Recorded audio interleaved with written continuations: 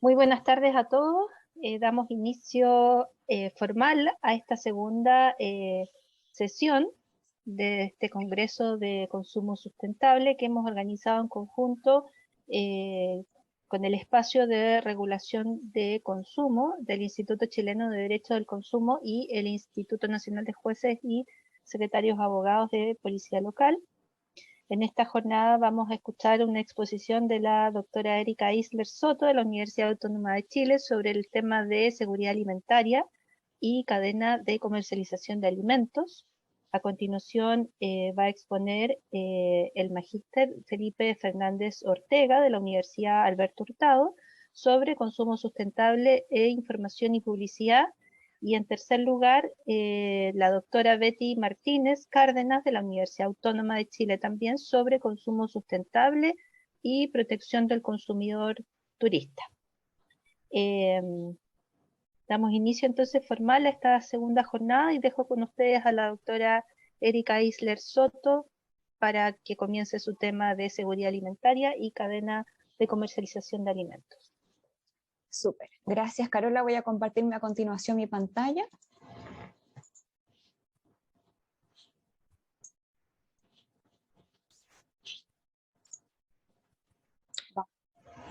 No sé por qué. A ver. Ahí está ¿Se correcto. puede ver? ¿Ahí sí? Sí. Ya, perfecto. Entonces ahora. Ahí sí. Bien. Bueno, muy buenas tardes. Gracias, Carola, nuevamente por haber acogido esta iniciativa. Tal como comentó la Carola, el tema sobre el cual me voy a referir al día de hoy dice relación con la seguridad en el consumo y en concreto la seguridad alimentaria. Ya nosotros sabemos que la seguridad en el consumo busca resguardar la integridad del consumidor, integridad que puede ser personal o patrimonial, y la personal, por supuesto, que puede ser física o psicológica, y desde luego la integridad del consumidor se protege a través de la regulación de diversos tipos de prestaciones, productos y servicios. Y en concreto el día de hoy me voy a referir a aquellos productos que son llamados productos alimenticios, también llamados alimentos, ¿ya? Ahora, los alimentos se insertan dentro de un grupo más grande de productos que son los llamados productos sanitarios, ¿ya? Productos que cuentan con una regulación especial en nuestro sistema de consumo. Así, los productos sanitarios son regulados en el Código Sanitario. Ya esto no significa que automáticamente no se vaya a aplicar la Ley de Protección de los Derechos de los Consumidores, sino que simplemente que contamos con una regulación especial y evidentemente la pega que nos va a tocar en una segunda etapa, una vez revisado el estatuto jurídico, es ver de qué manera juegan estas normas del Código Sanitario con las reglas de la Ley de Protección de los Derechos de los Consumidores. Entonces, el Código Sanitario no define al producto sanitario, pero nos dice que para efectos, al menos del Estatuto de Responsabilidad Civil, contemplado en el Código de Comercio, se van a entender como productos sanitarios los regulados, como dice aquí, los títulos primero, segundo y cuarto del libro que se refiere, en el cual consta este estatuto de responsabilidad. Ese libro en realidad consta de más títulos, ¿ya? Hay ensayos clínicos, etc. Pero en relación con los productos, el libro contiene 4, ¿ya? Que es el producto farmacéutico, el producto alimenticio o alimento, el producto cosmético y de higiene, y los artículos de uso médico o elementos de uso médico, ¿bien? Los productos farmacéuticos, aquí encontramos, por ejemplo, medicamentos. Los alimenticios, como vamos a revisar, engloban no solamente el alimento para comer, sino que también las bebidas. No tiene por qué ser nutricional. El cosmético, aquí encontramos el maquillaje, los productos de higiene, pasta de dientes, etc. Y finalmente los elementos de uso médico, como podrían ser, por ejemplo, unas muletas, esos burritos para caminar, etc. ¿Bien? Entonces, el Código Sanitario, cuando se refiere al producto sanitario, lo hace para regular un estatuto de responsabilidad civil, ¿ya? como vamos a revisar, nuestro derecho de consumo no contiene una ley que se refiera a la responsabilidad por productos, es decir, una acción indemnizatoria que se haga a cargo de los daños producidos por un producto defectuoso. ¿Ya? Por ejemplo, la lámpara que la toqué y me electrocuté. Bueno, no contiene un estatuto, una ley sobre responsabilidad civil por esos productos. Hay algunas normas, como vamos a revisar, de la ley de protección, a las cuales podemos recurrir frente a este vacío, porque no nos queda otra, ¿cierto? Pero un estatuto general no lo tenemos. ¿Qué sí regula nuestro ordenamiento jurídico? Bueno, regula al producto, la responsabilidad por productos sanitarios, ¿ya? Y deja fuera al producto cosmético, es decir, este estatuto de responsabilidad que vamos a revisar a continuación, se refiere o se aplica únicamente al producto farmacéutico, al producto alimenticio y a los elementos de uso médico o artículos de uso médico. Por lo tanto, la responsabilidad por productos cosméticos, piensen ustedes, me eché una crema y me quemó la cara, no se rige por este estatuto de responsabilidad civil que vamos a revisar a continuación. ¿Ya? No significa que no se aplique nada, sino que al menos este estatuto no se va a aplicar. Desde luego, el trabajo de interpretación de nosotros luego es proponer el estatuto para los productos cosméticos. Bueno, con esta introducción, entonces, vamos a señalar que el producto alimenticio es, por lo tanto, de acuerdo al Código Sanitario, cualquier sustancia o mezcla de sustancias destinadas al consumo humano, ¿ya? Incluyendo las bebidas y todos los ingredientes y aditivos de dicha sustancia. Bajo la voz, cualquier sustancia significa que, por lo tanto, no tiene para qué ser una mezcla, ¿ya? A diferencia, por ejemplo, de los productos de carácter farmacéutico, que ahí sí que tienen que ser mezcla, ¿ya? Una creación industrializada de la industria humana, acá no, ¿verdad? Cualquier sustancia, por lo tanto, puede ser un producto de la naturaleza o bien un producto industrializado, ¿ya? Puede ser también una mezcla de sustancias, pero tiene que ser destinada al uso, al consumo humano. Desde luego hay alimentos que están destinados a los animales. Por ejemplo, probablemente todos se acuerdan, hace unos 2 años atrás, esta alerta de seguridad que surgió a propósito de ciertos alimentos de la marca Canes, cuyas algunas subpartidas tenían algún tipo de defecto y por lo tanto generaba daño neuronal a los perritos que lo consumían y varios de ellos murieron. ¿Bien? Eso no es un alimento para el Estatuto de Responsabilidad Civil del Código Sanitario, ¿ya? No significa, de nuevo, que no tenga regulación. Desde luego hay un reglamento especial que se refiere a los productos de uso veterinario, ¿ya? No se va a aplicar este estatuto, pero desde luego se va a aplicar otro estatuto de responsabilidad. Asimismo, el inciso segundo resuelve un problema que es el de los suplementos alimenticios. Ya dice, se considerarán alimentos especiales aquellos productos o preparados destinados al consumo humano con fines particulares de nutrición, utilizados en ciertas patologías. Bueno, esta es una aclaración que nosotros la necesitamos. ¿Por qué? Porque en algún momento se planteó cuál es la calificación jurídica del suplemento alimenticio. Probablemente todos se acuerdan de este famosísimo caso ADN en Chile, de este suplemento alimenticio, ¿cierto? Estos frascos, estos tarros de suplemento que era una mezcla que consumían algunas personas porque no podían comer otra cosa, ¿ya? Entonces el suplemento alimenticio comparte la naturaleza, tiene algunas características de alimento porque es para nutrir y por otra parte se utiliza para alimentar, pero también comparte algunas características del producto farmacéutico, ¿ya? Entonces no se sabía bien cuál era su calificación. En el caso del derecho de consumo o de este estatuto de responsabilidad da un poco lo mismo. ¿Por qué? Porque tanto el producto alimenticio como el farmacéutico están sometidos al mismo régimen de responsabilidad.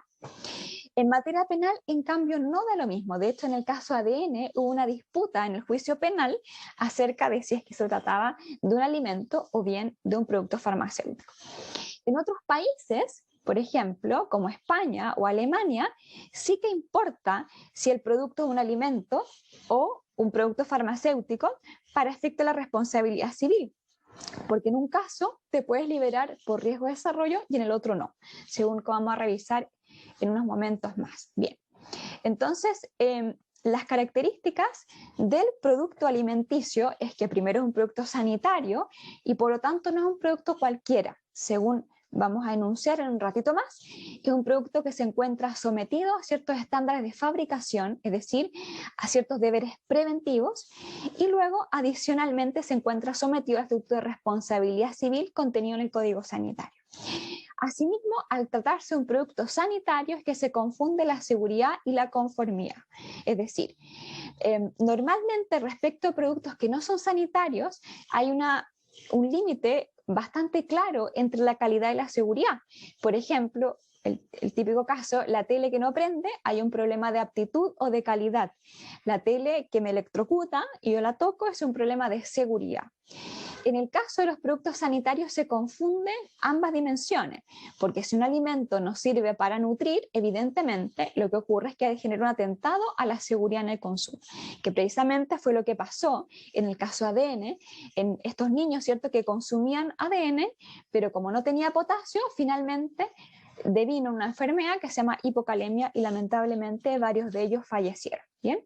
Eso significa que si es que es un producto que a la vez es cuya funcionalidad se vincula no solamente con la calidad, sino que también con la seguridad, significa, por lo tanto, que se van a activar los mecanismos de tutela de las dos categorías, es decir, tanto el producto inseguro, como podría ser una responsabilidad por producto o el deber preventivo, como eventualmente una garantía legal con ciertos efectos particulares. Bueno, a ver, ahí está. La regulación del producto alimenticio, perdón, es bastante amplia. No nos vamos a detener en esto por razones de tiempo, pero tenemos normas en la Ley de Protección, en el Código Sanitario, en la reciente Ley sobre Garantías de la Niñez y la Adolescencia, la publicidad. El profesor Felipe Fernández ha trabajado todo el tema publicidad en el Código Penal, por supuesto, si en nuestro sistema de consumo el consumidor no se caracteriza por estar tutelado desde el punto de vista penal de manera muy amplia, bueno, aquí sí que hay normas y reglamentos también de carácter administrativo. La tutela del consumidor en el ámbito de la responsabilidad por productos en general tuvo su origen, o los primeros casos los encontramos en el derecho penal. Ya hay uno, bueno, seguro que nadie se acuerda porque este es el 58, pero el siguiente que vamos a revisar probablemente los que estamos aquí, al menos en algo lo tenemos en la memoria. ¿Ya? Aquí, por ejemplo, tenemos un caso de un señor, de un repartidor de leche.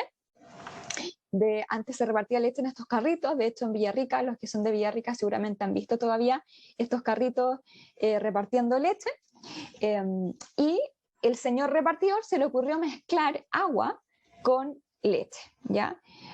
No sé para qué, probablemente para aumentar el volumen, ¿cierto? Y es lo que me imagino yo instintivamente que se realiza. Y este señor fue condenado a pena de privación de libertad. Ya este es un artículo que hoy en día está derogado, pero lo importante en este caso es que el señor, incluso cuando ninguna de las leches se vendió, por el solo hecho de poner en peligro la seguridad en el consumo, esta persona fue condenada penalmente. ¿Ya? Recordemos además que la protección penal del consumidor, o sea, la propia ley que regulaba las relaciones de consumo contenía tipos penales hasta el siglo XX, ya no era tanto tiempo hacia atrás. Y aquí, por ejemplo, efectivamente se estimó, aquí se evidencia esta idea de que a menor nutrición se atenta contra la seguridad. Si le echo agua, bueno, tiene menos nutrientes y por lo tanto se atenta contra la seguridad. Y este segundo ejemplo probablemente algunos de los que están acá, al menos tangencialmente, se acuerdan, que es el primer caso de alimento, algunos le llamaban envenenado, ¿cierto? Que está más o menos en la historia reciente, que es el caso de las galletas Cómpeta, ¿cierto? Esta era una galleta, no sé si ustedes han tenido la oportunidad de leer la sentencia, aquí se las copio, por si alguien quiere revisarlas. Imagínense ustedes que este es un caso, el caso fue el año 91, y recién en el 2003 hubo sentencia penal que termina condenando, pero no obstante, aquí yo se los marqué en rojito porque me llamó mucho la atención, 61 días, es decir, murieron 2 niñas, una de Castro, si mal no recuerdo, y otra de la zona central, y solamente fueron condenados 61 días de privación de libertad. Bien, acá lo que ocurría es que, bueno, esta era una fábrica de galletas, al parecer bastante rudimentaria, en que el señor que revolvía las mezclas vio que al parecer la masa no subía mucho y le empezó a echar más armonio en mal estado, ¿ya? Que estaba en mal estado. Y finalmente, bueno, lo que se logró acreditar es que había una relación causal entre la muerte y la intoxicación de muchos otros niños, porque muchos llegaron al hospital, consumieron esta galleta y empezaron a ponerse blancos y luego las uñas moradas y creo que los ojos morados, lo que evidencia ausencia de oxígeno. Finalmente lo que se determinó es que había nitrito, ya nitrito en grandes cantidades y que por lo tanto por el solo consumo causaba la muerte de las personas. ¿Bien? Entonces, este es un caso bastante dramático en que este señor, bueno, finalmente se arrancó, aquí fueron condenados finalmente el dueño de la fábrica, pero además el señor que revolvía la mezcla, el operador, ¿ya? Y al parecer este señor, el caballero, el dueño de la fábrica, habría luego iniciado otra fábrica de galletas con otro nombre de fantasía, ¿ya? Al parecer esa habría sido su técnica. Bueno, aquí tenemos la norma, hay entonces una protección aquí penal del consumidor. Desde el punto de vista del derecho de consumo, nosotros podemos analizar la temática de la seguridad alimentaria al menos desde estas tres perspectivas. Nosotros hoy en día nos vamos a referir por razones de tiempo únicamente a la primera, ¿ya? Pero al menos de estas tres perspectivas. Primero, la seguridad o conformidad a la prestación, o sea, por ejemplo, que el producto no sea nocivo. Segundo, el desecho de alimentos. La semana pasada tuvimos esta charla tan buena de la profesora Ana Isabel Blanco de la Universidad de Valencia, que nos comentaba que en Europa, ¿cierto?, existen reglas que precisamente buscan disminuir el desecho de alimentos. ¿Ya? Si, por ejemplo, hay países como en Francia que prohíben a las tiendas o a los restaurantes botar los alimentos, se tienen que regalarlos, ellos verán, pero se prohíbe el desecho de alimentos que se encuentran en buen estado, ¿ya?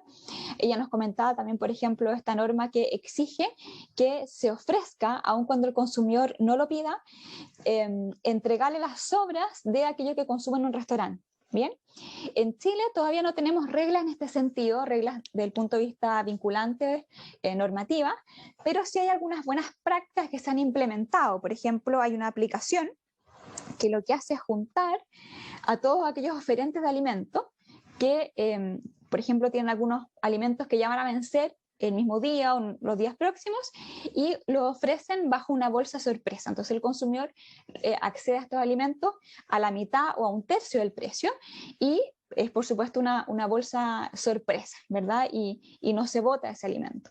Ya hay algunas iniciativas también en supermercados, por ejemplo, vender productos feos, frutas feas, pero que sirven tal cual que si no tuvieran ningún tipo de anomalía. Finalmente tenemos la situación de los algoritmos, ya esto es muy vinculado con algunas investigaciones que se están realizando sobre inteligencia artificial y cómo se conduce la voluntad del consumidor hacia el consumo de determinados alimentos, ¿ya? Nosotros entonces hoy día nos vamos a referir únicamente al primero por razones de tiempo, la seguridad y la conformidad en la prestación. Bien, que en este punto nosotros tenemos que distinguir al menos dos tipos de intervenciones del legislador. Recordemos que estamos en el campo de la seguridad en el consumo. Y por lo tanto, en este ámbito, si lo que está en juego es la integridad, lo que primero le interesa al legislador es prevenir, es decir, que el daño no se produzca, ¿ya? Y únicamente si es que ello no fue eficiente, es decir, no fue suficiente la prevención, surgirán los deberes reparatorios, ¿ya? Desde luego una acción indemnizatoria eventualmente, pero también la sanción del proveedor o del fabricante, el vendedor o quien sea, ¿bien? Pero lo que interesa inicialmente al ordenamiento jurídico es que simplemente el daño no se produzca, ¿ya? No sé si hasta ahora alguien tiene algún comentario que realizar. ¿No? Parece que no. Bueno, entonces lo primero que busca el legislador es que el daño no se produzca. Y es por eso que el legislador busca establecer ciertos estándares de deberes que operan en la fase, si queremos, precontractual o en la etapa de fabricación y antes de la comercialización. ¿Ya? Así, por ejemplo, encontramos deberes en la cadena alimentaria, cadenas de frío, deberes de fabricación, por ejemplo. Las cecinas no pueden guardar no pueden tener más allá de ciertas sustancias químicas, etc. ¿ya? Asimismo, deberes de información y publicidad, según lo que vamos a revisar en un momento más adelante. Me imagino que todos conocen el caso de estos viejitos pascueros, la sentencia famosa del norte de Tarapacá, ¿cierto? En que se comercializan viejitos pascueros sin la rotulación necesaria altos en, que era lo que exigía la nueva normativa, ¿ya? Y finalmente el desecho de alimentos, como habíamos señalado hace un momento atrás. Bien, partamos entonces con lo que ocurre una vez que se produce el daño, ¿ya? Es decir, acá lo que ha ocurrido es que no se logró prevenir la infracción o el daño y por lo tanto la persona, por ejemplo, se intoxicó, ¿ya? Y en este punto, por lo tanto, el análisis debe disgregarse en dos grandes dimensiones, que es la responsabilidad civil y la responsabilidad sancionatoria. Evidentemente, lo que más le interesa al consumidor es la responsabilidad civil. O sea, por ejemplo, la persona que se intoxicó, bueno, que finalmente se le pague los gastos médicos, el daño moral, incluso hasta un daño punitivo. Hoy en día, en virtud de la Ley de Protección de los Derechos de los Consumidores, por ejemplo, si es que existe una intoxicación masiva, evidentemente, si concurre una circunstancia agravante, es posible entonces invocar la norma que permite aumentar el quantum indemnizatorio hasta en un 25%, precisamente en razón de un daño punitivo, ¿ya? Espera, voy a cortar un micrófono.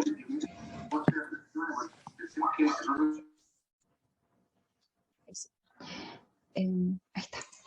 Bien, entonces, una vez que se ha producido el daño o incluso la amenaza, ¿ya? Es decir, para que opere la responsabilidad, por ejemplo, sancionatoria, hay casos de infracciones de peligro, ¿ya? Este señor de la leche que habíamos dicho, él no alcanzó a vender nada, ¿ya?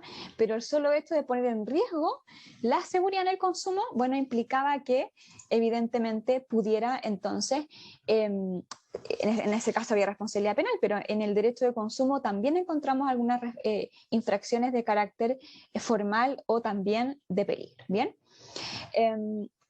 Cuando nosotros indagamos las acciones posibles que pueden concurrir cuando se ha incurrido un atentado a la seguridad en el consumo o una amenaza a la seguridad en el consumo, aquí sí tenemos algunas novedades, ¿ya?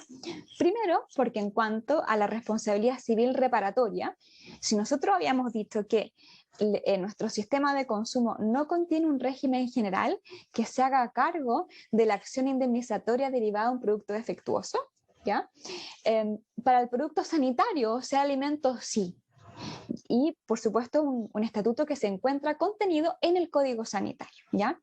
Pero adicionalmente podríamos invocar, según el caso, la Ley de Protección de los Derechos de los Consumidores o también el Código Civil. Es decir, tenemos tres posibles regímenes aplicables con, por supuesto, tres acciones indemnizatorias, cada uno con su régimen jurídico propio, ¿ya? Ahora, antes de entrar en este análisis, me gustaría comentar que la materia o la temática de la responsabilidad civil derivada de un producto defectuoso, o sea, el daño causado por un producto defectuoso, ya un guatero que se abre, por ejemplo, me quema, el alimento que me intoxica, que tiene salmonela, la lámpara que la toqué y me electrocutó, bueno, genera muchos desafíos para lo que nosotros conocemos como la responsabilidad civil del derecho común, ¿cierto? Primero, porque la responsabilidad civil del derecho común nos exige la acreditación de la culpa y evidentemente el consumidor no tiene ninguna posibilidad de acreditar la culpa del fabricante, ¿ya? Aun cuando no sea intoxicado con salmonela, ¿ya? Pero no tiene posibilidad de acreditar la culpa del fabricante porque para poder realizar eso el consumidor necesitaría conocer los estándares de la industria que no los conoce. Perdón, aquí Patricio más me dice para más adelante. ¿Qué sucede con el comercio informal? Ah, qué buena pregunta. Dice, ¿qué sucede con el comercio formal que está cerca del 30% creciendo a razón de 10% por año? Está todo eso de venta de alimentos, medicamentos, productos higiénicos. Claro, a ver, efectivamente, tal como dice Patricio, uno cuando va al comercio informal, o sea, aquí en Santiago Centro, está lleno de medicamentos, alimentos, antidepresivos, de todo, ¿ya? Efectivamente, ahí se comercializan muchos productos de carácter sanitario, ¿ya? Entonces, la pregunta es si es que podemos nosotros, primero, solicitar el resarcimiento de los perjuicios causados, por ejemplo, por un medicamento comprado en la calle, ¿ya? O por otra parte, ¿a quién demando, cierto? Porque evidentemente el señor que se pone con un pañito a venderlo antidepresivo, bueno, probablemente sea una persona a quien sea muchas veces difícil de ubicar. La Ley de Protección de los Derechos de los Consumidores establece no solamente derechos, sino que también deberes, ¿ya? Es decir, el artículo 3 de la Ley de Protección reconoce lo que se llama los derechos básicos de los consumidores, que significa que son garantías de una titularidad amplia, es decir, no tienes que haber contratado para ser titular de estos derechos, ¿ya?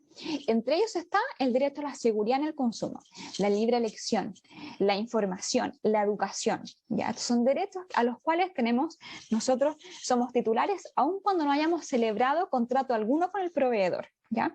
Por ejemplo, si nos ofrecen una degustación en un supermercado, cosa que hoy en día prácticamente no existe después de la pandemia, aunque nosotros no hayamos celebrado ningún contrato con quien nos ofrece el alimento de degustación, evidentemente somos titulares igual de este derecho a la seguridad en el consumo, ¿ya?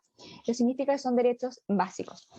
Pero el mismo artículo 3 establece deberes del consumidor, no solamente derechos, sino que también deberes básicos, ¿bien? Y dentro de estos deberes encontramos dos que son relevantes para el comentario que hace Patricio, que son, primero, el deber de evitar riesgos y segundo, el deber de contratar con el comercio informal, ¿ya? Entonces, en este sentido, si es que nosotros, por ejemplo, compramos un producto en el comercio informal, desde luego no estoy cumpliendo con estos deberes que yo tengo. Ahora, la pregunta que surge a continuación, ¿ese deber es correlativo del derecho? O sea, por ejemplo, si yo compro en el comercio informal el medicamento, ¿pierdo el derecho a la indemnización o simplemente una declaración de principios estos deberes del consumidor? ¿Ya?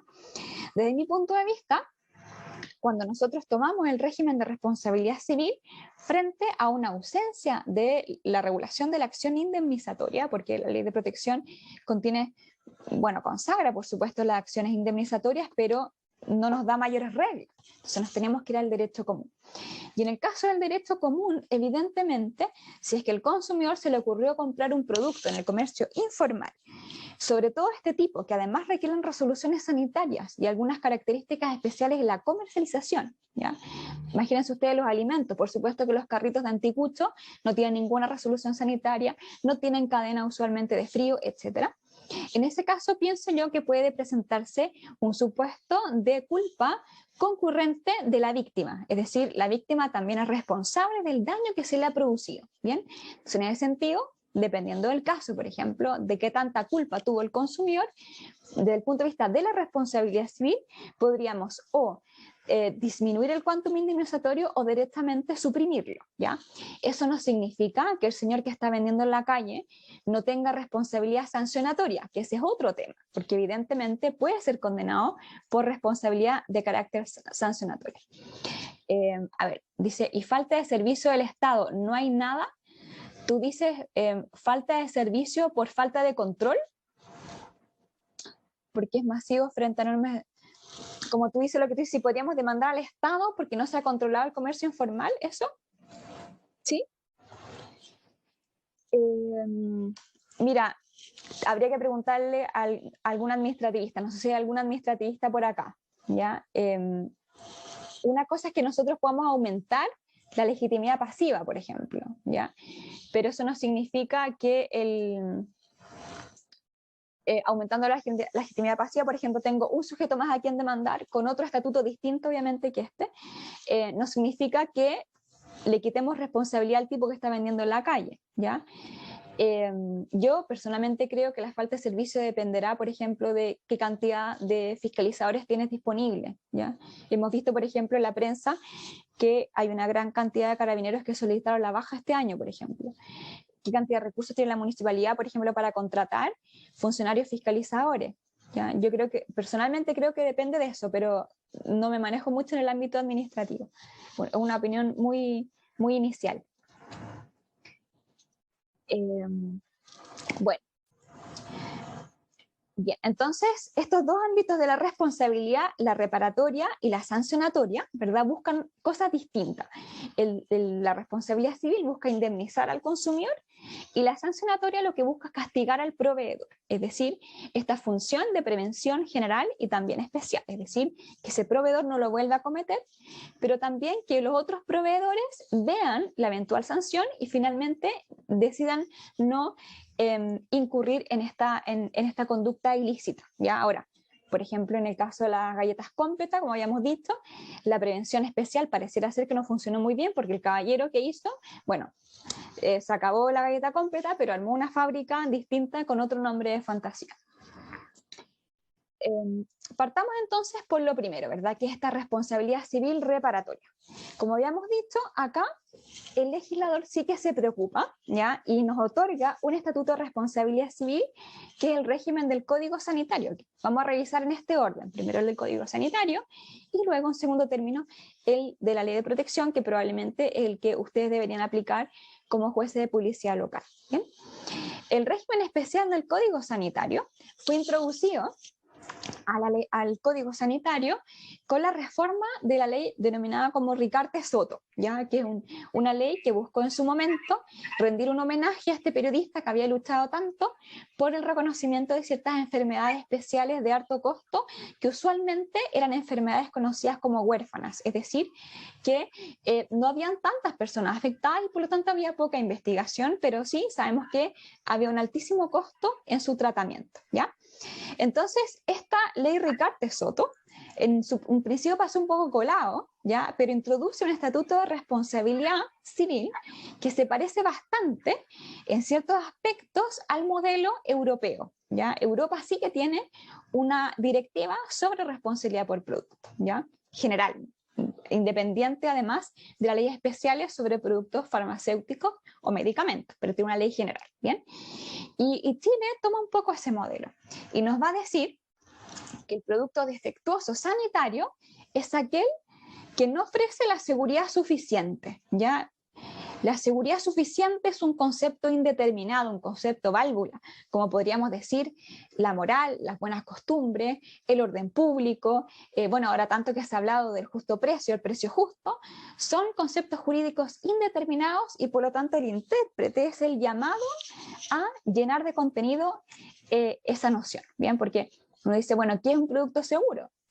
Es imposible que nosotros le podamos pedir al fabricante que solamente introduzca al mercado productos que está seguro de que no van a causar ningún daño, porque probablemente el costo sería tan alto que nadie podría acceder a esos productos. Ahora, si el daño se produce, evidentemente tiene que responder, ¿ya? Pero la seguridad esperable o seguridad suficiente, como dice aquí, o seguridad a la que legítimamente tenemos derecho, como habla la normativa europea, es un concepto válvula, ¿ya? Lo mismo, esta misma noción, ¿cierto?, de seguridad esperable es una noción que vamos a extrapolar al régimen de la ley de protección, es decir, cuando una silla va a ser segura, bueno, cuando nos ofrezca la seguridad suficiente. Ahora, el trabajo de nosotros es determinar cuándo la silla tiene una seguridad suficiente, ¿ya? Por ejemplo, a propósito de los juguetes, la seguridad suficiente no se mide en razón de nosotros, sino que se mide en razón del destinatario final, del niño, ¿ya? También, por ejemplo, los productos destinados a un menor, aunque no sean juguetes, ¿ya? Piensen ustedes, no sé si se acuerdan esos casos de los coches paraguas que limaban la yema de los dedos de los niños, ¿cierto? Los coches paraguas son los que tú los cierras, y al cerrarlo, bueno, laceraban las yemas de los dedos. Bien, evidentemente cuando lo cerraba un adulto no pasaba nada, pero en ese caso era un producto que no era un juguete, no era para jugar, pero no obstante está destinado a ser familiar al menor. Tiene muchos colores, el menor se sube al coche, etc. Y por lo tanto la seguridad suficiente aquí es más alta, ¿ya? Es bastante más alta.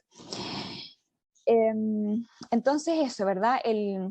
La noción de seguridad esperable o seguridad suficiente es un concepto válvula que hay que llenar de contenido. Por ejemplo, aquí Hernán Corral nos va a decir que es la seguridad que la sociedad exige, ¿no?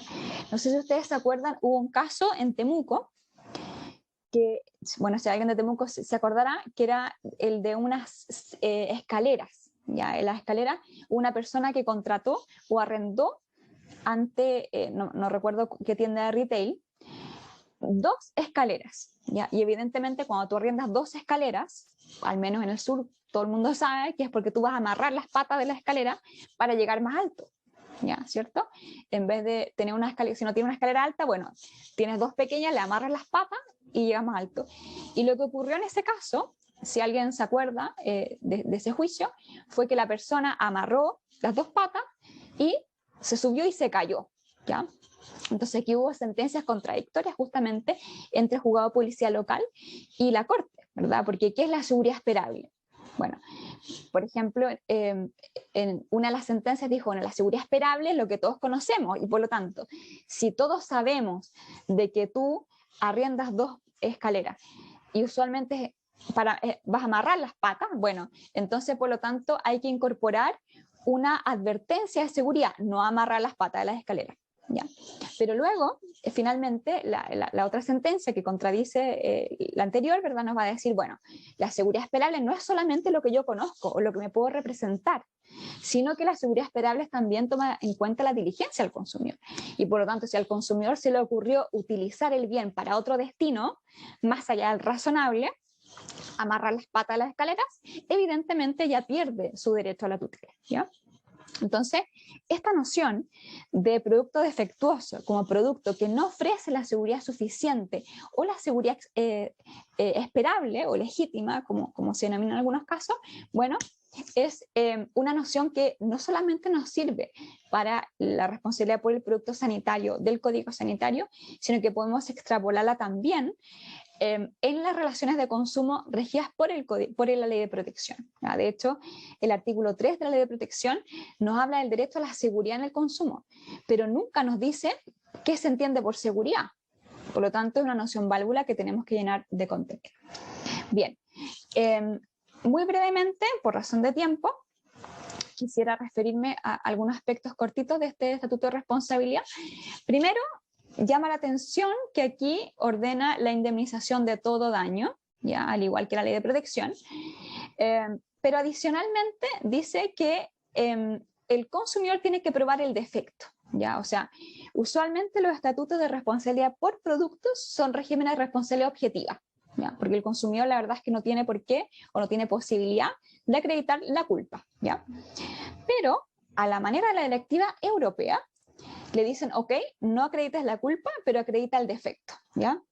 Lo cual ha sido muy criticado. Aquí, por ejemplo, el profesor Corral también ha dicho, bueno, no es un caso de responsabilidad objetiva, sino que es objetivada, porque introduce también un elemento que hay que acreditar, que es la prueba finalmente del defecto. Bueno, 2 cositas muy breves también para pasar al siguiente régimen. Es el tema del riesgo de desarrollo, que quisiera mencionarlo únicamente porque es una novedad en el ordenamiento jurídico chileno. Es decir, aquí el riesgo de desarrollo son esos riesgos que se advierten cuando el producto ya ingresó al mercado, pero no, al momento del ingreso del producto al mercado no tenemos posibilidad de advertir la amenaza, ¿ya? Típico ejemplo, el medicamento que se lanzó, pero solo después de ciertos años nos damos cuenta que el producto, por ejemplo, causaba ceguera. Bueno, en el caso del régimen del Código Sanitario, el riesgo de desarrollo no puede invocarse para eximirse de responsabilidad, a diferencia de la ley Auge, que sí permite la exhibición de responsabilidad por riesgo de desarrollo. Bien, la pregunta que nos vamos a hacer nosotros después es, esto es para el Código Sanitario. En el caso del régimen de la ley de protección, ¿se aceptan o no se aceptan los riesgos de desarrollo? Bien, pasemos entonces al segundo régimen, que es el régimen de la Ley de Protección de los Derechos de los Consumidores. No sé si alguien hasta acá quiere hacer algún comentario, por favor que interrumpa. ¿No? Bueno, segundo régimen, llamado a regular esta acción indemnizatoria del consumidor, es la Ley de Protección de los Derechos de los Consumidores. Como ya hemos dicho, la Ley de Protección no regula o no contiene un estatuto indemnizatorio para los productos defectuosos. Y por lo tanto, frente a este vacío, ¿cierto?, es que han surgido 2 grandes propuestas de interpretación, ¿ya? La primera, que es la tesis del profesor Barro, nos va a decir, bueno, frente al vacío normativo, cuando hay un producto defectuoso, me tengo que ir al derecho común, ¿ya? Y en concreto lo que él dice es, me tengo que ir a la responsabilidad extracontractual, ¿ya? Dice, por regla general, él invoca el 2329, ¿verdad? Y dice, todo daño que pueda imputarse a malicia o negligencia de otra persona debe ser reparado, ¿bien? Evidentemente, la tentación inicial al ver esta norma es que pareciera ser que no es un buen negocio para el consumidor porque instituiría un supuesto de responsabilidad subjetiva y por lo tanto tendría que acreditar la culpa, ¿ya? Bueno, esto es resuelto por el profesor Barros, quien va a decir que el 2329 inciso primero establece, no es un supuesto de responsabilidad subjetiva, sino que establece un supuesto en que se presume la culpa, ¿ya? Y él lo resuelve por esa vía, ¿bien? En concreto, lo que ocurre acá, según el profesor Barro, es que el legitimado pasivo natural sería el fabricante, ¿ya? Pero no me permite, por lo tanto, en virtud de este régimen, solicitar la indemnización de los perjuicios por ejemplo, al vendedor. La segunda posibilidad es la invocación de la Ley de Protección de los Derechos de los Consumidores. Esta es la tesis del profesor Pedro Zelaya, el profesor Hernán Corral, la profesora Barriento, quienes van a decir que no es necesario irnos directo al derecho común, sino que yo en la ley de protección tengo normas que permiten sustentar la responsabilidad civil del consumidor por un producto defectuoso. ¿Cuáles son estas normas? Bien, estas normas en concreto son el artículo 23, el artículo 12, las normas sobre información y publicidad y las normas sobre seguridad en el consumo. No sé si alguien quería decir algo. Parece que alguien sacó su micrófono. ¿No? Bueno, entonces estos autores sostienen que efectivamente es posible atribuir responsabilidad al proveedor invocando la Ley de Protección de los Derechos de los Consumidores, que de hecho es lo que ha pasado. ¿Ya? Yo sé que todos ustedes, bueno, los que son jueces, les ha tocado muy probablemente a casi todos conocer casos de productos alimenticios con defectos, por ejemplo, tallarines con gusano, bebidas con gusano, un pan de paja con un tornillo, pasta de pollo con salmonela.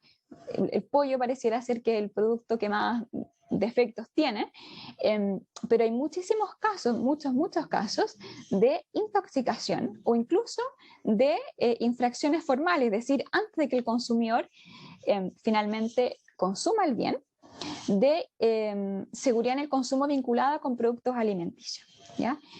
El grave problema acá, los patés, exactamente, los patés de ave. ¿Se acuerdan ustedes esos casos de, hubo 3 sentencias de este señor, una sentencia era del señor Halpern y las otras eran de Cernac, ¿cierto? Estos patés de ave que eran comercializados como paté de ave o salame de ave, siendo que entre sus ingredientes había, por ejemplo, carne de cerdo, ¿ya? De hecho, el señor Halpern, si mal no recuerdo, en una sentencia sí sé que el señor era judío, entonces evidentemente la sensibilidad era aún mayor. De hecho, si mal no recuerdo, Halpern no pidió indemnización, sino que solamente responsabilidad infraccional. Y ahí lo que se ponía en juego en esos casos del paté, como bien dice la Daniela, es 2 cosas. Primero, el tema de la seguridad. Aquí había un defecto de información, ¿cierto? Un producto defectuoso por un defecto de información. El bien no era intrínsecamente tóxico, sino que establecía un defecto de información. Pero adicionalmente la solución de las antinomias en el derecho de consumo. Porque efectivamente habían reglamentos que regulaban la fabricación de cecinas que permitían incorporar carne de cerdo en estos patés, cecina o lo que sea. O sea, la empresa fabricante estaba cumpliendo plenamente con la normativa administrativa. Lo que pasa es que no estaba cumpliendo con la ley de protección, en concreto las normas sobre publicidad engañosa, ¿ya? Claro, y frente a esa dualidad, a esa antinomia, ¿cierto? Tengo las normas sobre el reglamento que me permite la incorporación de la carne de cerdo y la ley de protección que me dice que es publicidad falsa o engañosa. Bueno, ¿cuál prima? Ahí tenemos lo que se llama una antinomia de segundo grado, porque tenemos la especialidad y la jerarquía. No es que tenga un solo criterio aplicable, sino que si gana la especialidad, el proveedor sale absuelto porque prima el reglamento, pero si gana la jerarquía, el proveedor es condenado porque prima la ley de protección, ¿ya? Ahora, eso fue en el año, no sé, 2000 algo, pero piensen ustedes que ahora se agrega otro criterio adicional de resolución de antinomias, que es el principio pro consumidor. O sea, ya no solo tengo jerarquía, temporalidad, especialidad, sino que además tengo el proconsumidor. O sea, ahí tengo un elemento adicional para poder resolver cuál de las dos disposiciones finalmente va a terminar primando. Otro ejemplo, si ustedes se acuerdan, de efectos de información, por ejemplo, las leches vegetales, el queso, ¿se acuerdan? Unos quesos que se vendían como queso, pero realmente no provenían de leche de vaca o de cabra, como exigía la legislación, las carnes de soya, etc. Bueno, ¿cuáles pueden ser los problemas que pueden surgir a partir de la invocación de la ley de protección? Si invocamos el artículo 23, evidentemente que el problema va a ser la culpa, ¿cierto? Porque el artículo 23 establece que el proveedor va a ser responsable en la medida de que actúe con negligencia, ¿cierto? Entonces, en este punto, ¿cómo lo resolvemos esto? Bueno, aquí la profesora Barrientos con el profesor Juan Ignacio Contardo han sostenido que el 23 establece un supuesto de culpa infraccional. Por lo tanto, no hay que acreditar más culpa que la simple acreditación de la infracción, ¿ya? De hecho, hay muchas sentencias en que el tribunal no exige la acreditación de la culpa. En el fondo dicen, acreditado el defecto, se acredita la culpa. Hay varias sentencias que nos hablan de eso. El artículo 12, ¿cierto? Sobre incumplimiento de contrato, incumplimiento de la oferta o las declaraciones públicas precontractuales y contractuales, por supuesto. La información y publicidad, aquí tenemos el tema de la rotulación, el caso ADN, por ejemplo, las leches vegetales, el mismo paté, y la publicidad a través del artículo 28. El 28 que nuevamente nos genera esta duda cuando en su encabezado al sancionar la publicidad falsa o engañosa exige, ¿cierto?, que el proveedor haya sabido o debido saber de que podía conducir una falsa representación de la realidad. Bien.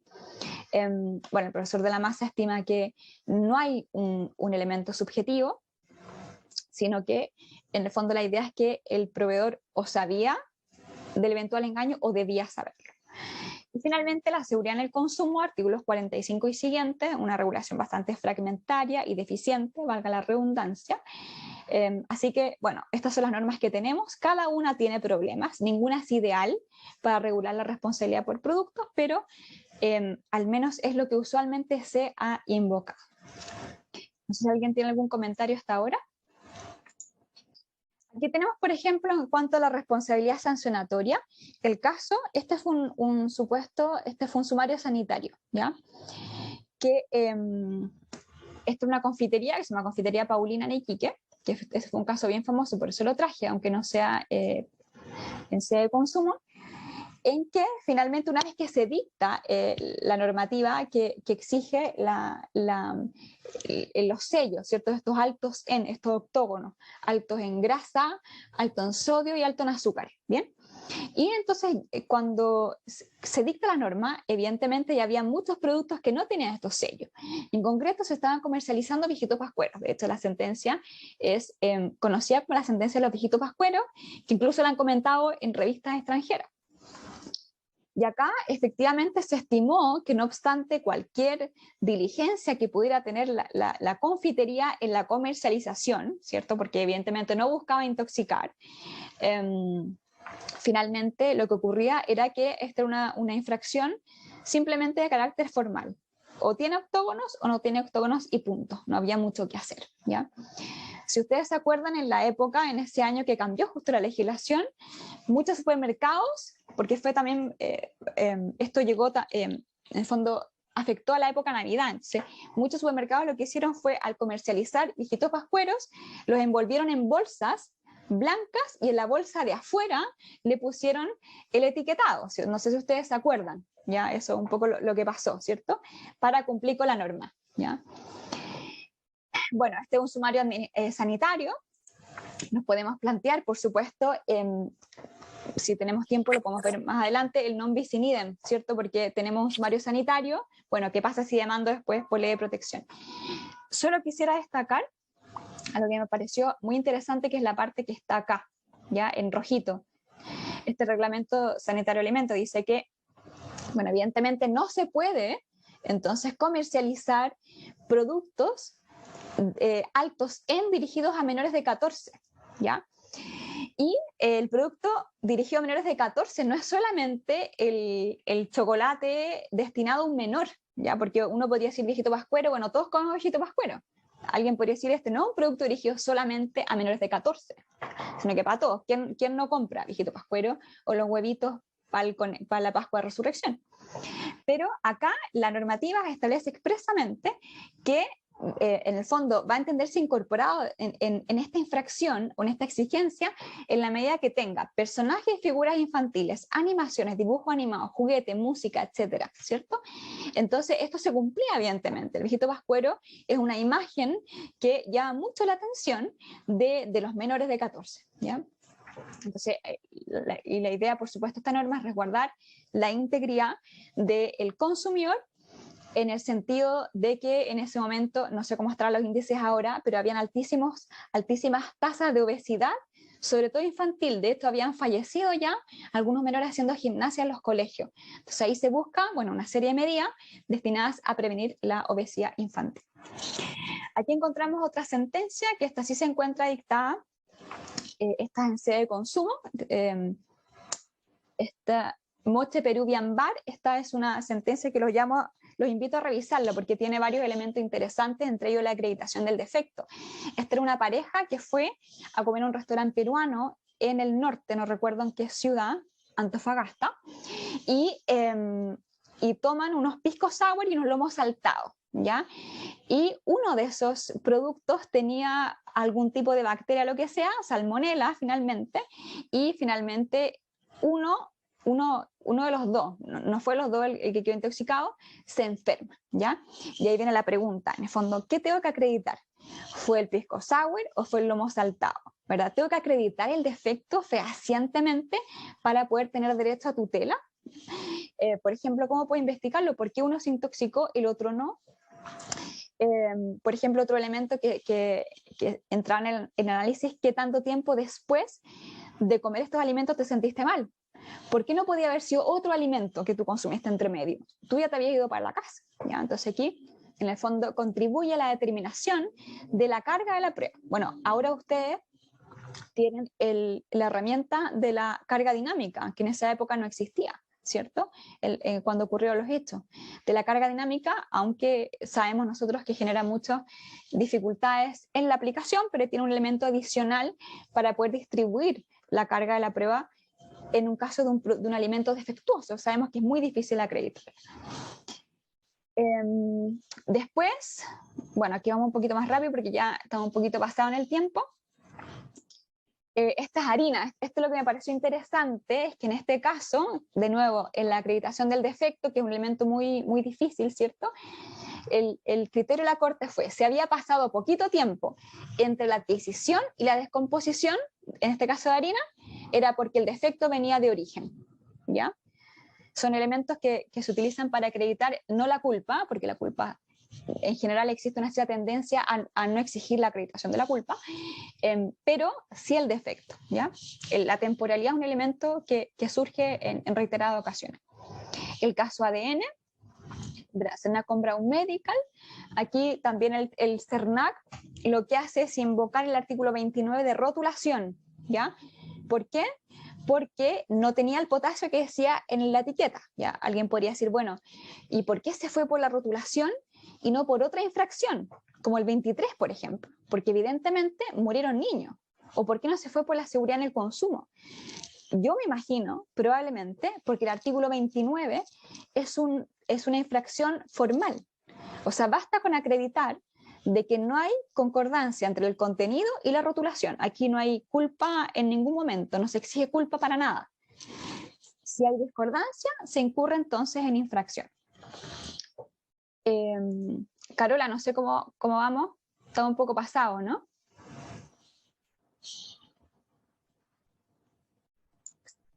¿Sí? Sí, pero yo creo que continúa porque está súper interesante. Ah, ya, bueno, está un poco apurada. Entonces, solamente dos ideas para finalizar y dejarle el paso a Felipe. En Brown Medical, como habíamos comentado, yo creo que se invocó el 29 precisamente por esto, porque era una norma que era muy fácil de acreditar, ¿ya? Otros puntos interesantes acá que surgieron con el Brown Medical, el non bis in idem, ¿cierto? Porque era una sentencia que se dicta en sede de policía local, luego la Corte de Apelación de San Miguel, cuando ya teníamos un sumario administrativo sanitario, ¿ya? Es decir, y después vino una condena penal también. Entonces teníamos los tres frentes, ¿ya? El frente penal, administrativo sanitario porque había una multa, y luego administrativo sancionador por la Ley de Protección de los Derechos de los Consumidores. En todos estos tres ámbitos, Brown Medical se defiende con el non bis in idem, ¿ya? Y nos va a decir, bueno, aquí hay, ya me castigaron antes, si me castigas de nuevo, bueno, evidentemente hay una infracción al non bis in idem. Este es un caso en el cual efectivamente se plantea un eventual doble castigo, ¿ya? El non bis in idem puede ser analizado, esto más allá de esta sentencia en particular, desde el eventual concurso entre la responsabilidad por ley de protección con responsabilidad con otras normativas, como podría ser, por ejemplo, el derecho penal o otra autoridad sanitaria. Pero también se plantea dentro de la ley. Por ejemplo, si puedo castigar un mismo hecho con más de una infracción a la misma ley. Por ejemplo, 12 más 28, ¿ya? O 12 más 23, o se castiga solo uno, ¿ya? Y bueno, por supuesto también, si es que puedo castigar al proveedor, esto aquí hay disposición expresa, con una multa por cada consumidor afectado. Entonces el tema del non bis in idem se vincula con lo que ustedes seguro ven, que, porque ustedes son tribunales infraccionales, que es el tema de los concursos, ¿ya? En algún momento, cuando se empezó a tramitar la reforma de la ley 21.081,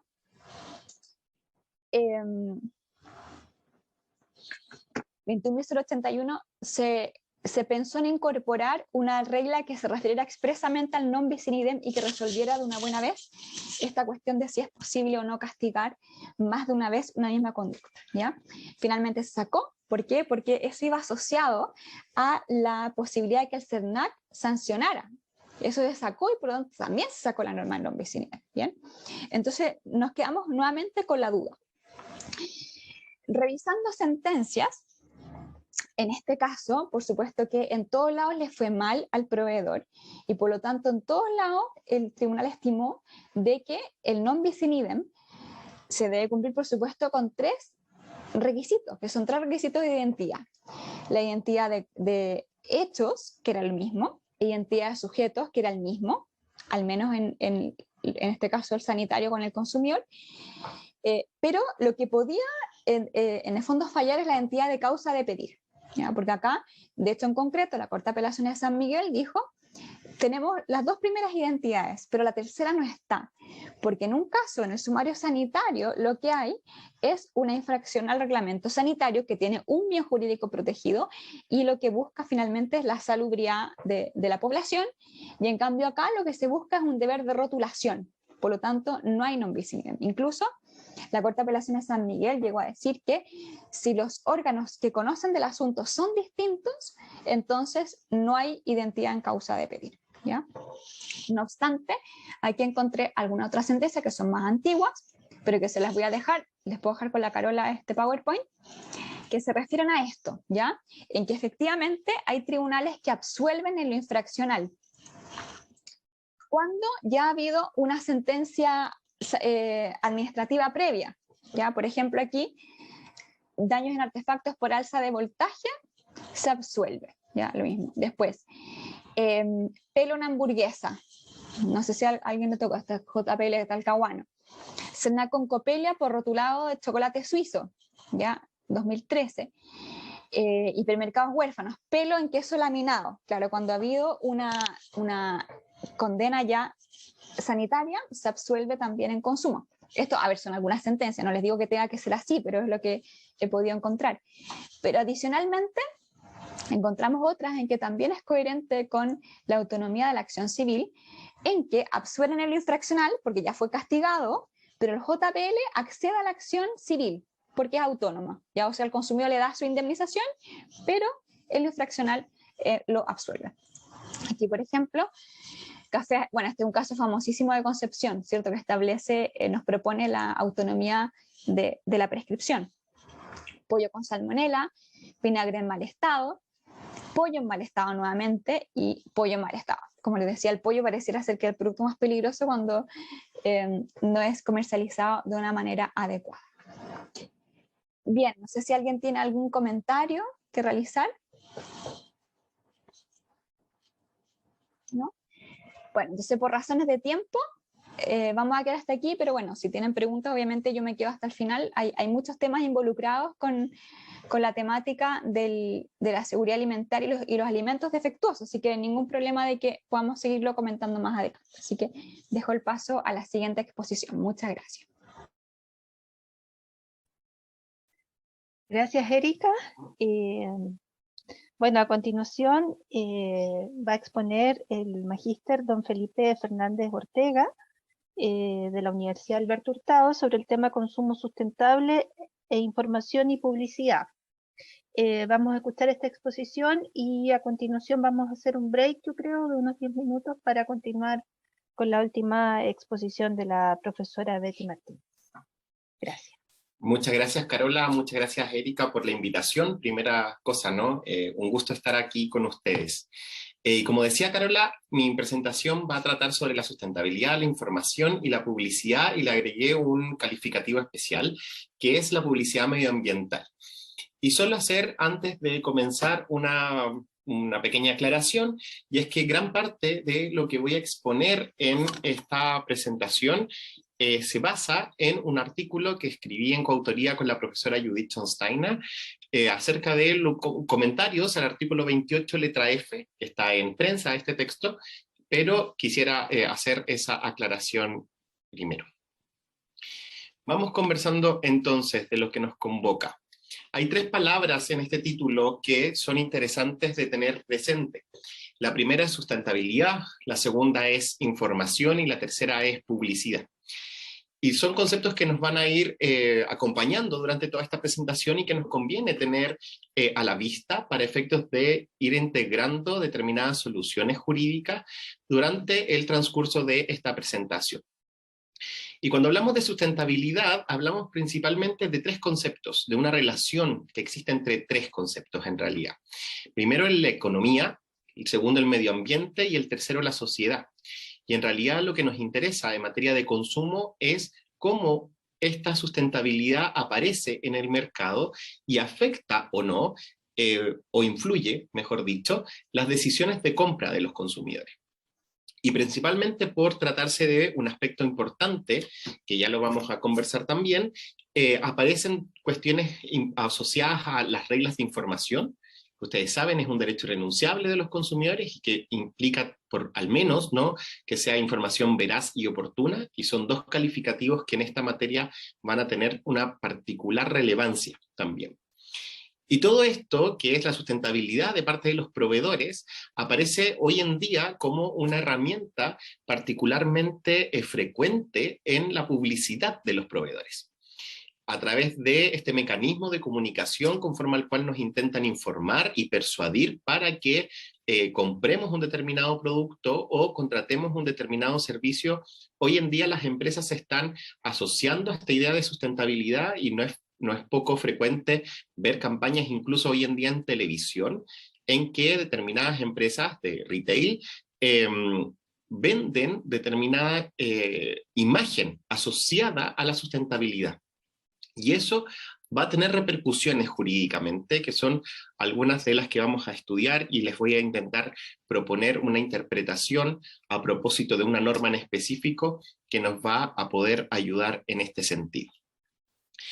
Y como les comentaba, esta presentación le agregué una característica, ¿no? No estamos hablando solo de publicidad, sino que de una publicidad especial, que vamos a denominar una publicidad con características ambientales. Y en este orden de cosas, esta publicidad de buenas a primeras, tal cual como cualquier acto de comunicación publicitario, no es ilícita ni genera necesariamente conflictos relevantes en términos jurídicos. Va a ser y conflictivo, por supuesto, cuando estemos en una hipótesis de publicidad engañosa.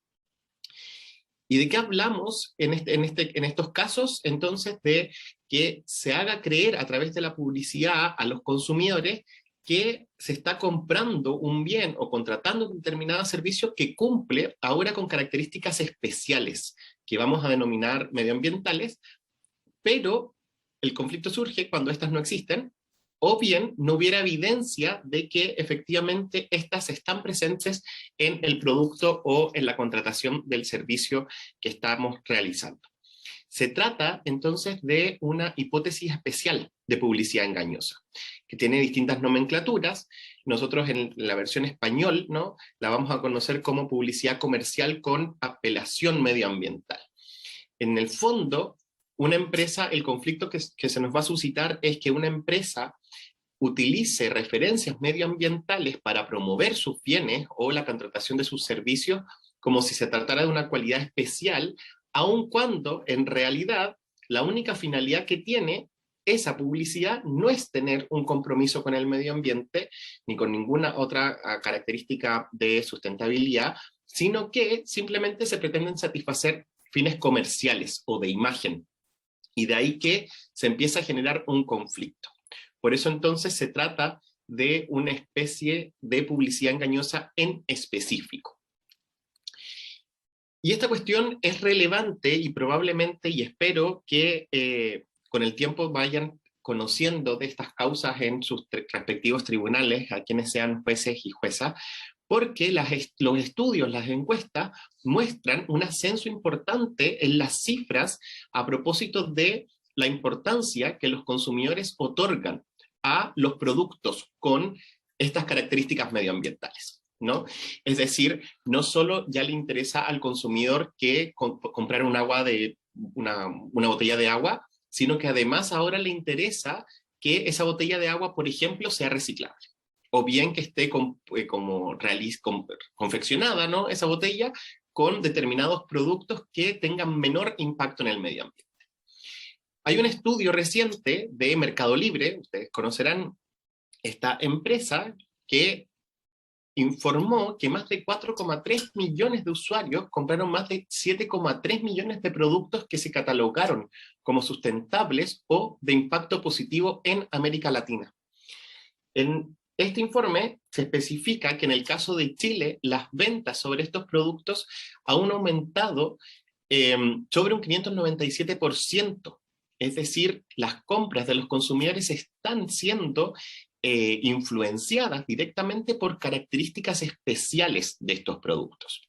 Como les decía, ya no interesa solo de qué se confecciona el bien, ¿no?, sino que además qué impacto tiene este bien en la sociedad en la que vivimos.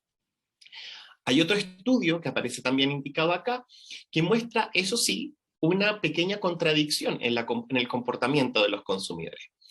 Por una parte, determinan la importancia de estas materias, del medio ambiente, y de que los productos, sus empaquetados, por ejemplo, estén confeccionados con materias que sean particularmente amigables con el medio ambiente, pero a la vez también declaran que no están necesariamente dispuestos o dispuestas a pagar más precisamente por esos productos. Y este tema parece ser interesante, ¿no? Porque lo que es cierto es que cuando analizamos los productos que son sustentables, llamémoslo así, o amigables con el medio ambiente, lo cierto es que efectivamente tienen un mayor valor. Y de ahí que entonces la decisión de compra de estos consumidores parezca ser aún mayor, con una mayor reflexión, con un mayor interés y con una incluso mayor disposición patrimonial. Y esto, como les decía, tiene importancia, y no es solamente una cuestión de política pública, ¿no?, sino que tiene efectos en el ámbito jurídico, porque son precisamente características especiales que inciden en un aspecto que ya en la contratación civil es particularmente relevante. ¿Cuál es la voluntad de los consumidores?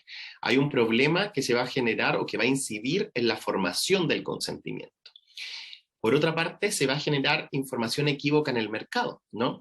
Y esto es también importante por cuanto muestra, o podría mostrar, que estas conductas no solo serían importantes desde la perspectiva del derecho del consumo, sino que también desde, por ejemplo, la competencia desleal, o incluso, si se quiere, desde la libre competencia. Y precisamente por esta protección especial que otorga la ley por regla general a los deberes de información que intentan tutelar el consentimiento, entonces se establecen reglas de información, deberes precontractuales de información, instituciones que regulan estas hipótesis como los de la publicidad engañosa y que serán supuestos de incumplimiento en estos casos. Pero para no hablar en teoría, busqué una serie de casos actuales, y aquí no hay ninguna consideración con ningún proveedor, por favor, eso valga hacer esa aclaración. Busqué simplemente marcas de retail que el último tiempo tuvieran estas campañas medioambientales. Y por ejemplo, cuando uno ingresa a una de las tiendas de retail con mayor importancia en nuestro país, se ofrece un determinado escritorio con las típicas informaciones, ¿no? Características destacadas, el tamaño, la profundidad, el espesor de la madera, o un determinado precio, y ya se especifica en esa parte que este producto es más verde. Y fíjense luego que las imágenes que el proveedor decide mostrar son 4, asociadas 3 de ellas al producto, pero una de ellas simplemente especifica que este producto, que este escritorio en concreto, cumple con una certificación conforme a la cual se está asegurando, en algún sentido, que este producto tiene un manejo forestal responsable.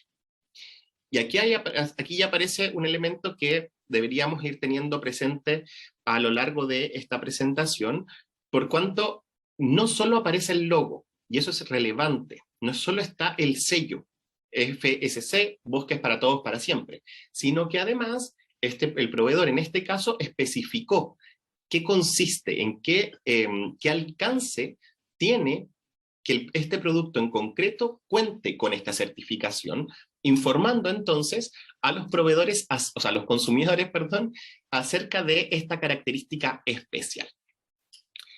Luego, el mismo proveedor, ya ahora con un simple pantalón, cuando uno ingresa, busca un determinado jeans de una determinada marca, aparece también la típica información, pero en este caso simplemente debajo del precio aparece la característica más verde.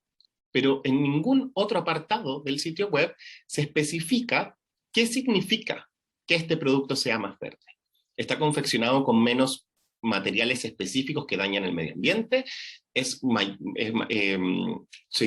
realizó con menos químicos, por ejemplo, el teñido de este jeans. ¿Qué significa? No sabemos el alcance de esta expresión, pero sí sabemos que el proveedor la destaca, y la destaca no necesariamente con un tamaño demasiado importante, como sí sucedía en la imagen anterior, pero sí lo hace a través de las informaciones esenciales, es decir, el precio. Voy a silenciar a alguien. Ahí sí. Gracias. Cerca del precio. Fíjense en ese detalle. Por tanto, hay una característica que se está anunciando, pero conforme a la cual no hay mayor información respecto de cómo debemos entender que este producto es más verde. Ni siquiera sabemos tampoco qué significa más verde. ¿Significa más reciclable, más amigable con el medio ambiente, más sustentable o más sostenible? Hay simplemente una confusión que se puede generar en los consumidores y que podría eventualmente tener repercusiones en su decisión de compra. Otro ejemplo, en una competencia del retail anterior, ya es una campaña precisamente más amplia, no solo de algunos productos, sino que es una campaña en la cual se invita a los consumidores a comprar ropa de segunda mano y se le ofrece inmediatamente sumarse a una campaña que se va a denominar moda sostenible. Perdón. Y aquí ya aparece entonces un determinado concepto que, como veníamos conversando, no está aclarado propiamente tal, pero que nos lleva a pensar en algo amigable con el medio ambiente. Acá el proveedor especifica cuál es la forma en la que funciona esta campaña. Entonces, primero nos dice que tenemos que agendar una determinada reunión, ¿no? O una visita, en el fondo, para entregar el vestuario que nosotros queremos entregar. Nos establecen que ellos van a ser quienes se hacen cargo de todo, van a reutilizar esa ropa o la van a donar, y luego nos especifican algo, y dice, genera impacto, ayudas evitando contaminación, desechos textiles y ahorrando agua. Te aseguras que la ropa termine en buenas manos, generando el menor impacto posible. Y aquí, tal cual como hicimos algunas observaciones en la campaña anterior, también por honestidad, ¿no?, convendría hacer algunas aclaraciones. Y es que si se fijan, las informaciones que entrega en este apartado, este proveedor en particular, cumplen con esta característica de ofrecerse como medioambientales, ¿no? Es decir, nos dicen, se va a ahorrar agua, se va a generar un menor impacto medioambiental. Pero no se establecen, por ejemplo, cifras. No se establece información comprobable para efectos del consumidor. Y ese es un elemento que nos va a acompañar durante toda esta presentación, y es que, lo vamos a desarrollar más adelante, todo lo que tiene que ver con lo sustentable, con lo medioambiental, escapa de muy buena forma por el conocimiento técnico que implica del conocimiento promedio que puede tener un consumidor. Y eso, entonces, pone de cargo del proveedor probablemente mayores deberes de información. Eso sí, luego especifica este mismo proveedor, 82% de reducción de las emisiones de carbono, 87% de ahorro de agua, 98% de ahorro de consumo de agua, y establece algunas cifras, 9,5 kilogramos de CO2 al comprar ropa nueva versus 1,6 de CO2 al comprar ropa usada. Lo único que uno podría establecer, y eso lo hace respecto también del ahorro de energía y del ahorro de consumo de agua. Lo único que uno podría establecer frente a esto son estas informaciones que están evidentemente persuadiendo a este consumidor que tiene una conciencia o una preocupación medioambiental distinta, pero nuevamente aparece un eventual cuestionamiento, no digo que es cuestionamiento directamente, pero que podría ser un cuestionamiento que se podría dar, y es que los números son genéricos. Estos números no necesariamente reflejan lo mismo que si se trata de una chaqueta versus que se trata de un short, por ejemplo, o de distintos productos distintos respecto a sus tamaños. Son cifras que son genéricas, y no necesariamente se aclara que son genéricas. Otra campaña de otro retail, en este caso, agrega, fíjense, un logo que vamos a determinar. Es una campaña en la que se ofrece una colección sostenible y se especifica con este logo que estos productos son sustentables. Y luego el proveedor especifica, en este caso, que esta colección, que está creada por ellos mismos, tiene un 65% de poliéster reciclado.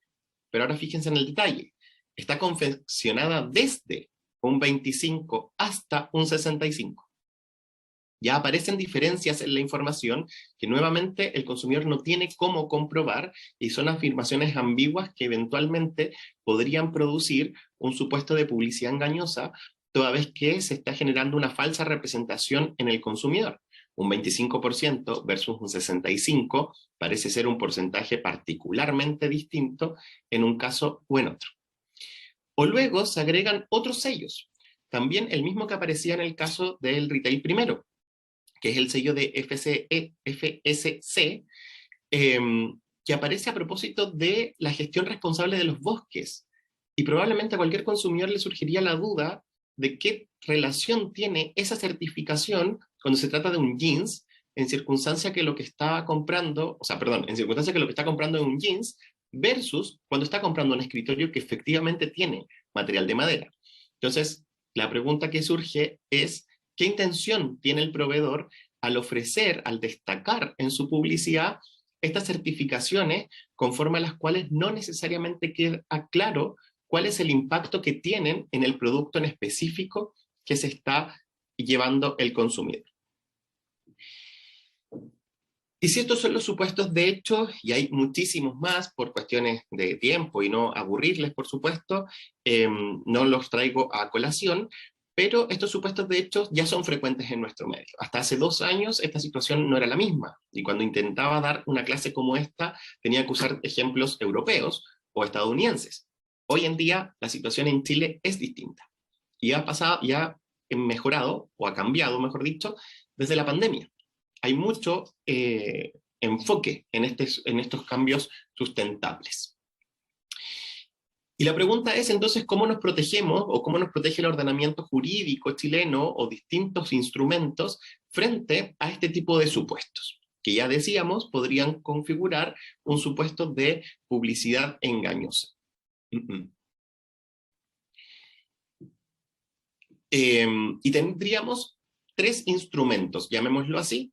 El principal y el primero de ellos, por supuesto, es la Ley 19.496 sobre protección de los derechos de los consumidores, y la pregunta que va a surgir a medida que vayamos avanzando es si hay otras leyes que no sean la de consumo, pero que puedan integrar la de consumo en esta materia que, como ya les contaba, es particularmente técnica. Y hay otras dos cuestiones que pueden ser relevantes para estos efectos, como los códigos de conducta, que en este caso estaría principalmente de manos del CONAR, a través del Código Chileno de Ética Publicitaria.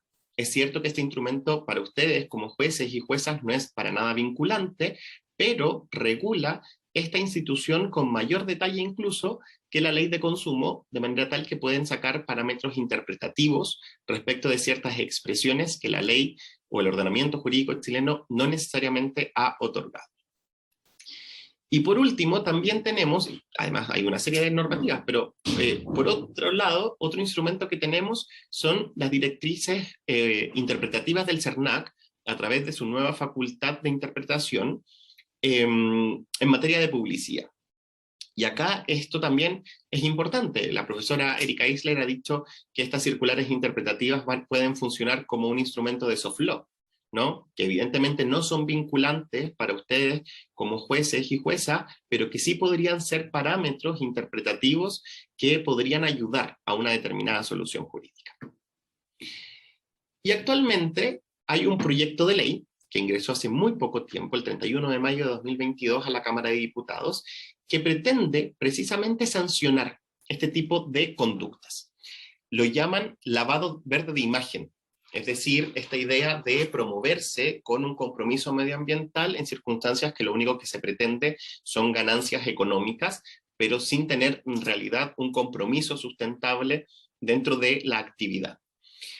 Se pretende establecer una ley especial, y este proyecto de ley establece definiciones que hasta el día de hoy no conocemos necesariamente en nuestro medio y que son relevantes, más allá de las críticas que uno pueda tener a esta normativa, a esta propuesta de normativa. Afirmación ambiental, lavado verde de imagen, práctica ambiental, publicidad de la sustentabilidad. Son conceptos que se van definiendo y que además se agrega específicamente y se reitera en el fondo, ¿no? Que la información que se entregue en este tipo de publicidad debe ser completa, veraz, verificable, comprensible, precisa, y no se puede omitir antecedentes relevantes que pueden inducir error. Hoy en día esta última parte la tenemos en la ley. Tenemos que sacarla de normas dispersas, pero podemos construir que el proveedor está obligado a esto. Y establece una multa particularmente grande en estos casos, de hasta 4.500 unidades tributarias mensuales. E incluso, en ciertos casos particulares, pretende hacer responsable, infraccionalmente, a los medios de comunicación que publiciten estas campañas.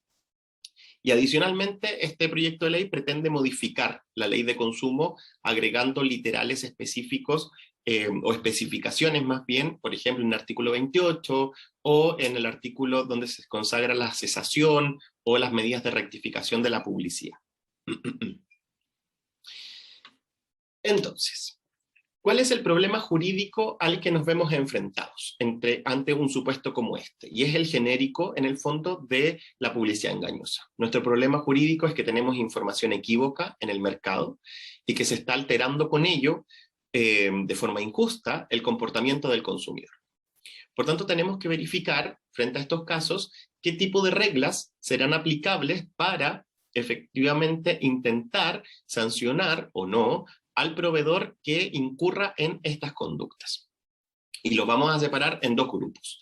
Las primeras son las reglas de forma, que conforme a las interpretaciones que se quiera obtener, implica que el proveedor está obligado a que la publicidad sea legible, comprensible y que tenga un determinado tamaño de letra. Ustedes saben que, por ejemplo, el tamaño de letra no está consagrado expresamente en la ley para efectos de la publicidad. El artículo 17 lo que dice es los contratos por adhesión, y técnicamente la publicidad no es un contrato. Aunque, también lo conocen, los tribunales, algunos de ellos, no todos, han aceptado y han aplicado, más bien dicho, o mejor dicho, esta regla directamente en materia publicitaria. El artículo 17 exigiendo que las publicidades cumplan con este determinado estándar de un determinado tamaño de letra. En realidad, si uno quisiera justificar, al menos en mi opinión, que la publicidad, en términos genéricos, debe ser legible, comprensible y sin letra chica, no es el artículo 17 la norma correcta para realizar dicha interpretación y exigirle a los proveedores ese comportamiento. Pero sí lo es el artículo 3, inciso primero, letra B, que consagra el derecho irrenunciable de los consumidores a la información veraz y oportuna. ¿En qué sentido? Es que es cierto que esta norma consagra que la información debe cumplir dos características, la veracidad y la oportunidad, ¿no? Pero también es cierto que esta disposición intenta tutelar la formación del consentimiento y que difícilmente la información el consumidor la podrá entender y por tanto manifestar su voluntad en términos completos, ¿no? Con todos los requisitos que se exigen en los actos jurídicos, si no es posible que conozca la información.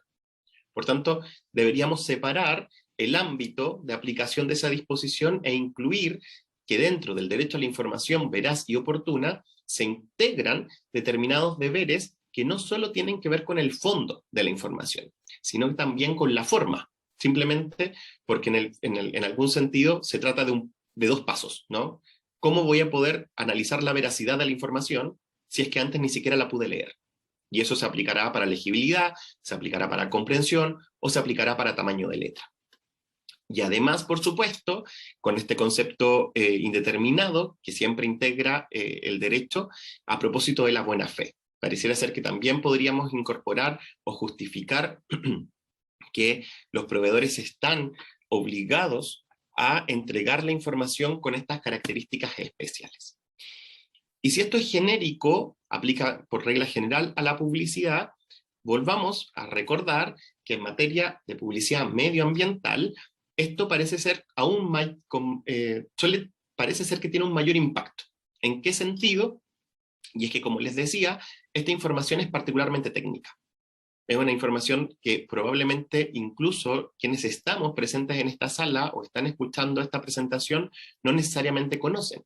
De ahí que, entonces, imaginen cómo va la persona de a pie, ¿no? El consumidor clásico, conocer el alcance de qué significan certificaciones, por ejemplo, que son internacionales, o simplemente un sello que no puede distinguir. Entonces, por una parte tenemos toda la aplicación de estas reglas de forma que son exigibles en materia publicitaria, por regla general, pero que en materia de publicidad medioambiental o con apelación medioambiental parecen ser que tienen un mayor impacto. Y por otro lado tenemos las reglas de fondo. Por una parte, la forma más fácil, ¿no? Son 3 derechos de los consumidores que se verían involucrados en un supuesto de hecho como este. El primero, ya lo mencionamos, la información veraz y oportuna. Ya les decía, este derecho, al menos en mi opinión, cumple 2 funciones. Una que tiene que ver con el acceso a la información y otra que tiene que ver con cómo es la información en sí misma. Y siempre que está involucrada la información veraz y oportuna, está afectado, por supuesto, el derecho a la libre elección de los bienes. Si no conozco la información o no comprendo la información o me engañaron con la información, entonces o no pude escoger o escogí de forma equívoca. Y por último, tenemos un derecho también irrenunciable de los consumidores a la protección de la salud y el medio ambiente. Y acá vamos a incardinar esta norma inmediatamente con la que vamos a ver a continuación, porque tanto los conceptos salud, protección de la salud, como el concepto de medio ambiente no están desarrollados en la ley de consumo, y de hecho el concepto de medio ambiente solo se menciona en esta norma y en la que vamos a estudiar a continuación. Pero no hay ningún contenido que la ley nos permita determinar en qué sentido está utilizando esta expresión. Lleguemos entonces a probablemente la norma más importante en esta materia, que es el artículo 28. Comete infracciones a las disposiciones de esta ley, el que induce error, engaño respecto de. Y voy a leer dos literales que quiero que intenten tener presente a la medida que sigamos avanzando. El primero, las características relevantes del bien o servicio destacadas por el anunciante. Y el segundo, la condición del bien o servicio de no producir daño al medio ambiente, a la calidad de vida y de ser reciclable o reutilizable. Esta norma viene desde el año 1997. Se incluyó a través de una indicación, no era parte del proyecto de ley original, pero se incorporó a través de una indicación y se acogió o se incorporó a la ley sin mayor discusión acerca del alcance que tenía el empleo de estas expresiones. Y eso es relevante por cuanto son conceptos que, si los piensan, el año 1997 pareciera ser bastante innovadores, ¿no? Reciclable, reutilizable, calidad de vida, medio ambiente, y que hoy en día además tienen un impacto distinto y un contenido también distinto. El proyecto de ley que les mencionaba hace un rato pretende modificar esta norma y hacer más explícito en realidad la disposición que ya tenemos hoy en la ley. Se las dejo en la pantalla para que la puedan revisar. También, Carola, les puedo mandar el PPT si así lo estiman pertinente, por si hay alguna duda. Y esta norma es la que vamos a estudiar ahora a continuación, pero antes de pasar a ello, también hay que mencionar el artículo 33, inciso primero, que consagra la regla de comprobabilidad. La ley exige que la información que se entregue a los consumidores sea susceptible de comprobación. Y en materia de publicidad medioambiental, parece ser que esta exigencia es particularmente relevante, por todo lo que ya veníamos conversando, ¿verdad? Es decir, debe quedar a disposición del consumidor la posibilidad de entender qué significa las afirmaciones que estaba haciendo. Una de las campañas que les mostré como ejemplos, a propósito de las cifras que mencionaban, no nos permite necesariamente saber si son comprobables o no. Aunque lo que es cierto es que aparecía la fuente de un estudio conforme al cual ello se basaba.